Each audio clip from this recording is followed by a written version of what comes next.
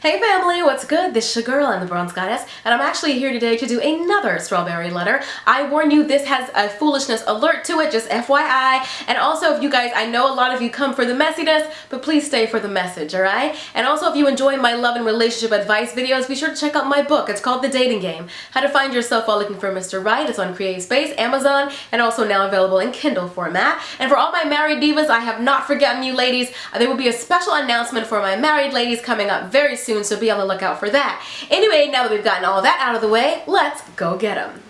I am a 32-year-old and I had a male best friend for the past 12 years. We dated briefly for a few months, but he was a bit rough around the edges at the time that I was seeking a husband, so I friend-zoned him. Shortly thereafter, I met a guy who checked all of my boxes and was the opposite of my friend in every way. Great career, master's degree, financially stable, homeowner, strong Christian beliefs, etc. But we never had the passion, connection, or chemistry that I once experienced with my best friend. A few weeks before my wedding, my friend came to town. He lived in another state, and we ended up having a hot and heavy makeout session. I knew at the moment that he was the one, but it was too late. Despite 4 years of dating and the recent episode with my best friend, I married the good guy. He wouldn't allow my friend to attend our wedding.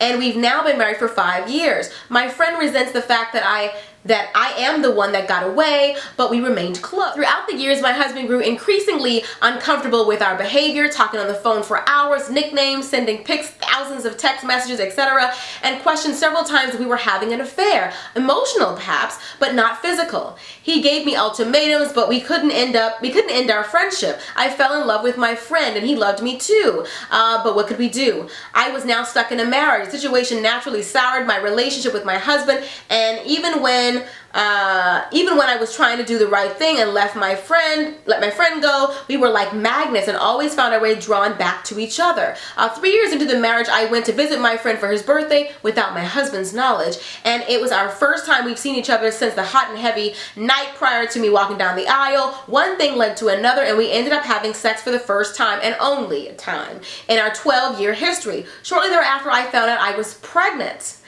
I didn't regret the affair, girl, but I was ashamed that we didn't use protection. My friend was excited to be a father, yet scared because I was in a marriage with so much more to lose. Life finally presented me with the way out, and I had to make a decision. Due to the stress of the situation, of me being unsure whose child I was carrying, my husband and I had tried to conceive for quite some time, I decided to pass the pregnancy off as my husband's, distance myself from my best friend, and recommit myself to my marriage vows and letting my husband be the only man in my life. When the baby was born, my best friend and I quickly realized that this was our child. My husband and my best friend looked nothing alike. However, the pressure of the secret, coupled with my friend's hurt and bitterness of watching my husband through social media raise my son, finally tore us apart. The two men in my life have never met in person. Fast forward through a year, consumed with incredible heartache, what ifs, missed first milestones of my son, and that ended our relationship, and eventually reconnected with my friend.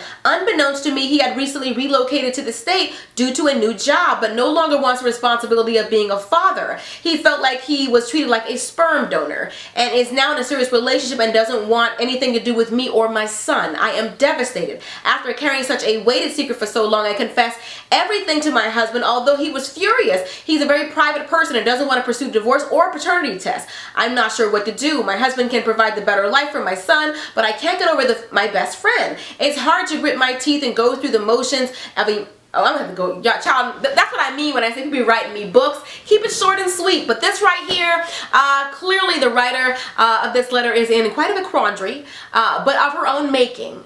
This is a situation that she created for herself. So I'm gonna go ahead and jump right into it. I'm gonna be very blunt and very honest, as I always am. I don't think you love your best friend. I really don't. I think you love the idea of him. You don't even know how that man likes his eggs, much less if you can spend the rest of your life with him.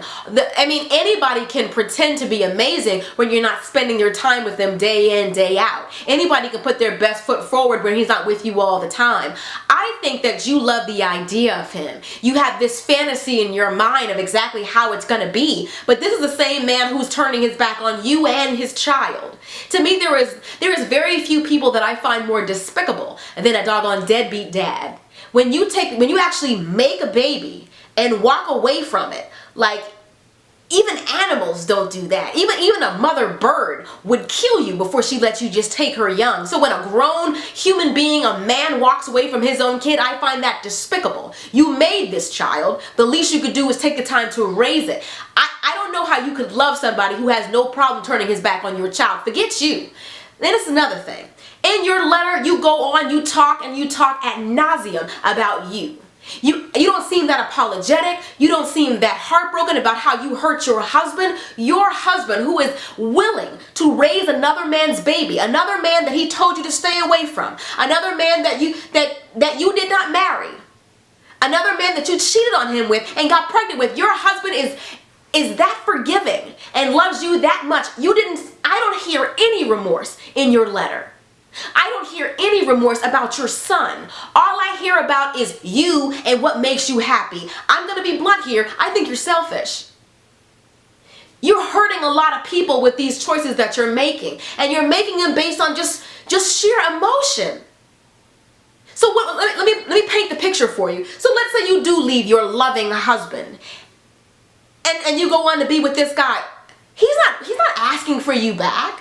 So what are you going to do? Crawl and beg and scratch and claw and wait on his doorstep while he's with somebody else and make yourself look desperate and make yourself look thirsty? Like, what are you going to do? Like, do you really think that God is going to bless this messy situation? That God is going to put his hand on the adulterous relationship you had with your ex that resulted in a child? I don't think so. You can't do dirt and be messy and then be like, God, come on here and bless this. That's not how it works. What I feel like you think that the ex is so amazing because of the chemistry that you guys once had. You knew him years ago. People change. You talked to him, it was a long time ago. This man he has no problem completely cutting you out of his life. Cutting your son out of his life. What you mean you love him? Shouldn't a basic requirement be that he love you back? Like, I find what you did, I mean, don't get me wrong, people make mistakes, but my issue with you is that you're continuing to make mistakes and you're compounding them and you're making them worse and worse. You have a man that actually loves you. If you don't love your husband, then let your husband go. Don't be selfish. You want your husband and this other guy? Let your husband go and be with somebody who actually does love him, who thinks that he is enough, who isn't his number, who isn't some other lady's second choice. Your husband was your second choice. You friend-zoned the guy that you wanted to be with, and now you're having second thoughts. But now you have a son to consider. This letter shouldn't be about you and what you want. You have a child now. That trumps a lot. What are you going to tell your child about the situation and the circumstances under which this child was even conceived? There was no mention of the child. There was no mention of any remorse for what you did to your husband.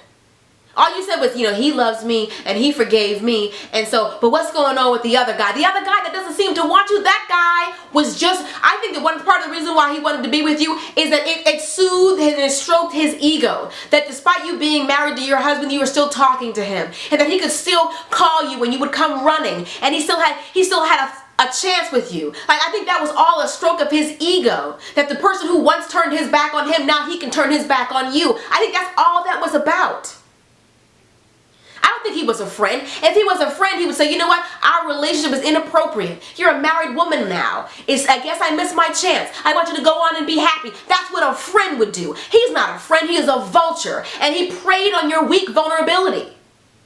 A friend wouldn't hurt your marriage. A friend wouldn't walk away from your son. He was never your friend. You put him in the friend zone, and now he's putting you in there. Now he's going on with his life and he's being happy after he has destroyed your life. He's destroyed your marriage, your trust that you have with your husband. He has complicated the relationship you'll have with your son. He's done all of that and he walked away scot-free. He's not even looking back.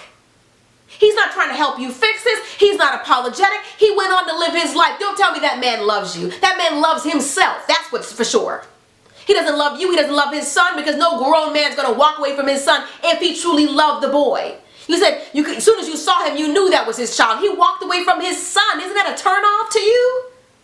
Anybody that doesn't want my babies, you don't deserve me. You expected very little from him. So he did what men do when you expect very little, is he gave you very little. You must demand certain things. He played you.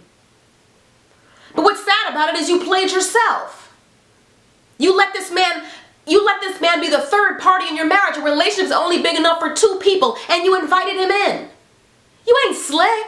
Like when you said your husband told you, you went to go visit him for his birthday, unbeknownst to your husband, you knew what it was. Because you only hide things that you know are wrong, things that you are ashamed of. You knew when you went up there, you most likely were going to sleep with that guy. You did it willingly. This didn't just happen to you. These are results of choices that you consciously made.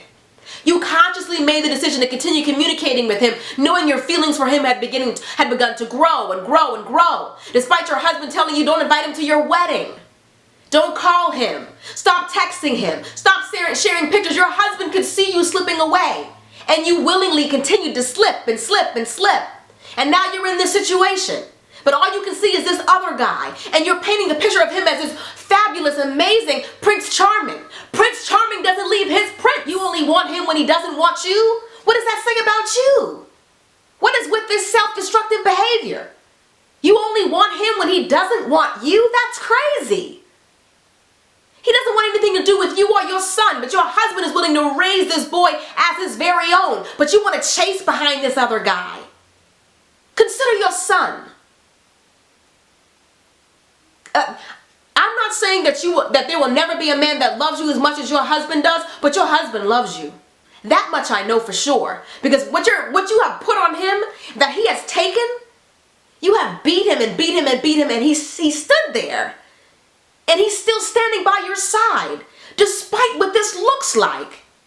He is willing to raise another man's child. If you want to be self-destructive, and you want to go beg a man who turned his back on you and your son to give you another chance after he's ruined your marriage and complicated, with all of the things that he's done, that says more about you than it does about him. You never want somebody that doesn't want you. If you talk about basic requirements, oh, you gotta want me, okay? That's basic, okay? That's the minimum. That is the minimum required. You gotta want me. I'm not chasing anybody. Men do the chasing. Women, we let them catch us if they're worthy. I'll say it again. Men do the chasing, but we women, we let him catch us if he is indeed worthy. He's not chasing you because he's not interested. You've made it too easy for him. You stroked his ego to the point where he's like, you know what? I can do better than her. And he got somebody else now. And that's who he wants to be with. I don't think he ever got over the fact that you put him in the friend zone. So he worked hard. And he worked hard on trying to convince you that he was worthy and that he was amazing, that he was different. And when you fell for it, he was like, gotcha. And all the attraction, his attraction for you diminished the minute you slept with him. Because he wanted that unattainable girl, that one that got away. And when he got you, he was like, I don't even want her. I'm not saying this to hurt your feelings. I'm saying it because I have to be blunt with you. Because I feel like you're living in a fairy tale land. You think this man is amazing. You think he's so sweet. You think he's just, oh, if I could just be with him, did I miss out on the chance of a lifetime? No. You're living the chance of a lifetime. Because there's going to be very few people that love the way your husband loves. You've never given your husband your all. How do you know that the love that you would have with your husband couldn't be even better than that? How do you know the love you have for your husband could possibly eclipse what you ever felt for old boy? But you've never given your husband your all. All you've ever given him was what was left over from what you gave this other guy. What if you ever put that time and effort into your own marriage? If you were calling and texting and sending pictures to your own husband? Imagine how much your relationship would grow. All he wanted was what he wanted. And when he got it, he changed his mind. You can't love him. You love the idea of him. He sounds great. He looks great on paper. But in person, he's the kind of man that walks away from the woman he loves and his own child. How can he love you when he doesn't love what came from him? Thank you guys so much for taking the time to watch this video. Be sure to thumbs up if you enjoyed. I have a whole playlist of strawberry letters, so be sure to check those out if you love this love and relationship advice video. And if you want to hear more, check out my book. It's called The Dating Game: How to Find Yourself While Looking for Mr. Right. It's on CreateSpace, Amazon, and on Kindle. And for all of my married divas, there is a big announcement coming soon, so stay tuned for that. And I love you guys. I'll see you in the next video. Until next time, later divas and dudes. Deuces, honey.